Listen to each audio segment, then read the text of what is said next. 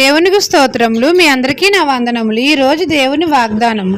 తమ దేవుని నెరుగువారు బలము కలిగి గొప్ప కార్యములు చేసెదరు. దానియేలు గ్రంథము 11వ అధ్యాయము 32వ వచనము. సకల ఆశీర్వాదములకు కారణభూతుడైన మన తండ్రి అయిన యెహోవాను నెరుగువారు బలము కలిగి గొప్ప కార్యములు చేస్తారు. మన తండ్రి అయిన యెహోవా సన్నిధిలో మనకు సంపూర్ణమైన సంతోషం కలుగుతుంది. మనము పాపం చేయకుండా ఉండునట్లు మన హృదయంలో వాక్యము ఉంచుకోవాలి.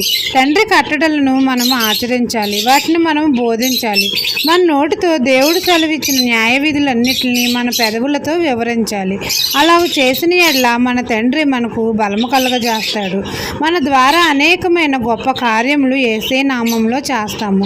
మన బలహీన సమయంలో తండ్రి మనకు తోడుగా ఉండి మనకు బలము కలగజేస్తాడు. తండ్రి దక్షిణాస్తము మనకు తోడుగా ఉన్నందున అనేకమైన సాహస కార్యములు చేస్తాము.